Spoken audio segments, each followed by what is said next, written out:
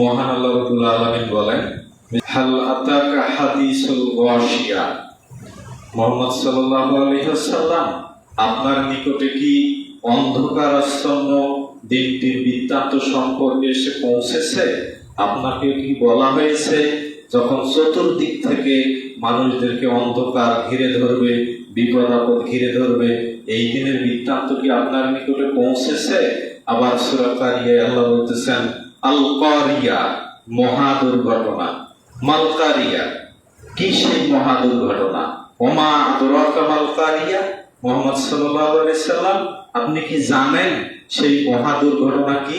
ইয়াউমা ইয়াকুনুন নাসু কাল ফারাশিল মাবসুস, যেদিন মানুষ কীট পতঙ্গের ন্যায় এদিক সেদিক ছুটাছুটি শুরু করবে, এদিক বেদিক ঘোরাঘুরি শুরু করবে। যেদিন মানুষের কোনো হুঁশ থাকবে না, সেই দিনের বৃত্তান্ত কি আপনার নিকটে পৌঁছেছে?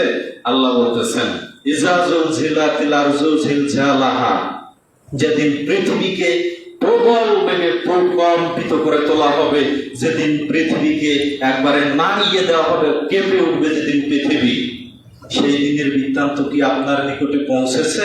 এভাবে আল্লাহ বলতেছেন আমাদের নবী মুহাম্মদ সাল্লাল্লাহু আলাইহি ওয়াসাল্লামকে কিয়ামতের দিনের কথা, বিচার দিনের কথা, বিচারের দিন সম্পর্কে মহান আল্লাহ রাব্বুল আলামিন বলতেছেন যে সেদিন আকাশ ফেটে চৌচির হয়ে যাবে, সাগরের মধ্যে আগুন লেগে যাবে, গর্ভবতী উটনির পেট থেকে গর্ভ খসে যাবে।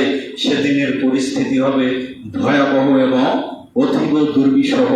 যেদিন কিয়ামতের মাঠ কায়েম হবে, যেদিন বিচারের দিন কায়েম হবে, রাসূল সাল্লাল্লাহু আলাইহি ওয়াসাল্লাম বলেন, বিচারের মাঠ যেদিন কায়েম হবে, যেদিন ভয়াবহ ঘটনা ঘটে যাবে, সেদিন এমন হবে যে মানুষের সূর্য আসবে মানুষের 1 মাইল মাথার উপরে।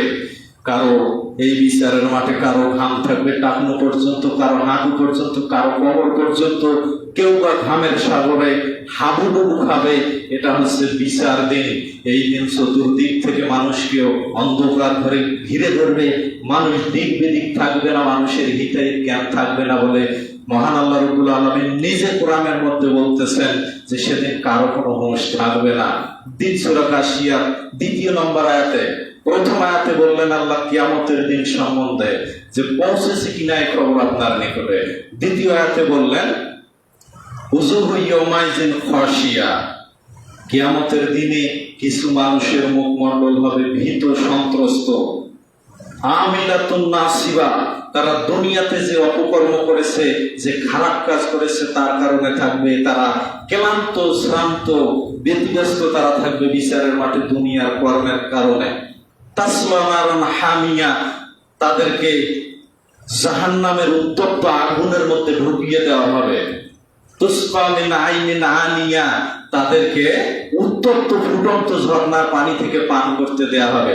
লাইসা লাহুম তুআমুন ইল্লা মিন দরি, জাহান্নামীদেরকে কাঁটাযুক্ত শুষ্ক ঘাস ছাড়া আর কিছুই খেতে দেওয়া হবে না। লা ইউসমিনু ওয়ালা ইউগনি মিন জু, এই কাঁটাযুক্ত শুষ্ক ঘাস খেয়ে জাহান্নামীদের ক্ষুধাও দূর হবে না এবং তাদের শরীর পরিপুষ্ট হবে না।